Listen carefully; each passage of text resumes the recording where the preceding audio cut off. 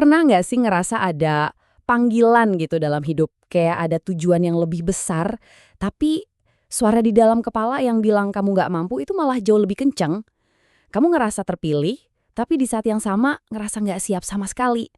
Nah, kita akan coba bedah perasaan itu. Gimana caranya kita jawab panggilan itu, bahkan pas kita lagi ngerasa nggak pantas-pantasnya. Coba deh kita jujur-jujuran sebentar. Pertanyaan ini mungkin kena banget ya. Perasaan nggak mampu, nggak cukup baik, atau mikir, kayaknya orang lain lebih pantas deh. Ini tuh perasaan yang manusiawi banget. Tapi seringkali ini jadi tembok paling besar antara kita dan panggilan hidup kita. Oke, kita masuk ke ide utamanya ya. Hal pertama yang perlu kita pahami bareng-bareng, jadi terpilih itu bukan soal dapat status spesial. Ini bukan tiket VIP buat dapat perlakuan khusus. Justru sebaliknya, ini tuh sebuah tugas, sebuah misi. Coba lihat deh pergeseran maknanya. Kita sering banget mikir kalau terpilih itu artinya hidup bakal enak dan nyaman. Padahal kenyataannya beda jauh. Keterpilihan itu justru datang sepakat sama tanggung jawab. Sebuah beban yang emang harus kita pikul. Jadi ini bukan undangan buat santai-santai, tapi undangan buat siap-siap, kerja keras, dan berkontribusi. Nah, ini nih yang penting. Ada dua cara kita bisa merespons panggilan ini. Jadi penonton yang pasif atau jadi pejuang yang aktif. Yuk kita lihat bedanya apa? Lihat deh perbandingannya. Di satu sisi, ada si penonton. Mereka ini maunya cuma nikmatin fasilitas aja, diam nonton dari pinggir lapangan. Dan yang paling seling, mereka jadi tukang sambat dan nyacat. Jago banget ngeluh sama kritik, tapi nggak ngapa-ngapain. Nah, di sisi lain ada si pejuang. Mereka yang mikul tanggung jawab, mereka terlibat langsung, dan yang paling penting, mereka siap buat kerja dan berjuang. Coba deh kita renungin, kira-kira kita lebih sering ada di tim yang mana nih? Tentu aja, buat jadi seorang pejuang, kita harus ngadepin musuh terbesar kita. Dan musuh ini bukan di luar sana loh, musuhnya ada di dalam diri kita sendiri, yaitu perasaan gak pantas. Inilah yang sering banget nahan kita buat maju. Kutipan ini ngena banget kan? Godaan itu kayak bisikan di telinga kita yang bilang, kamu terlalu lemah, kamu kan banyak kurangnya, yang akhirnya bikin kita ngerasa tersingkir dan gak dianggap.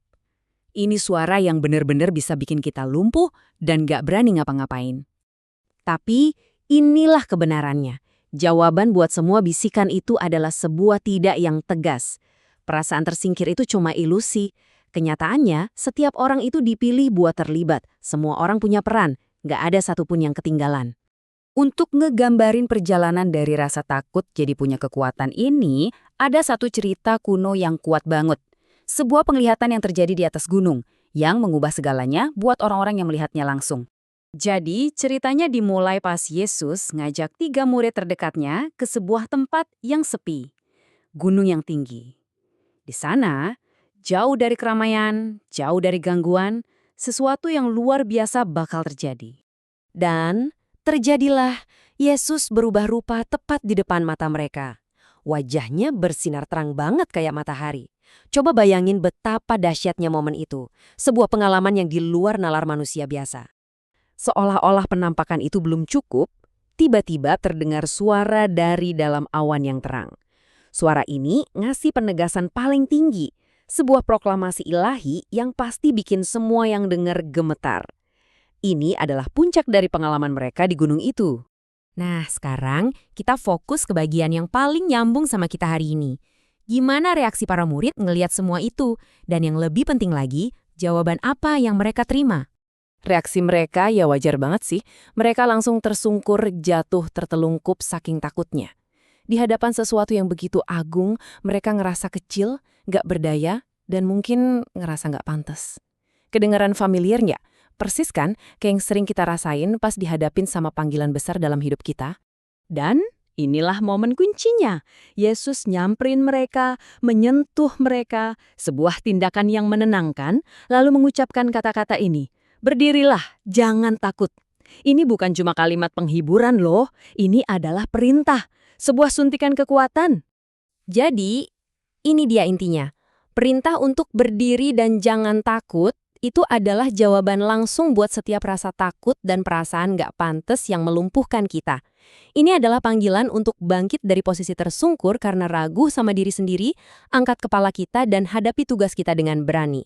Sebagai penutup, saya mau ninggalin satu pertanyaan buat direnungkan. Setelah dengar semua ini, tanggung jawab apa sih dalam hidup kamu, besar atau kecil, yang lagi nunggu kamu untuk berdiri dan berhenti takut? Panggilan apa yang siap kamu jawab mulai hari ini? Semoga ini jadi bahan renungan kita semua ya. Terima kasih.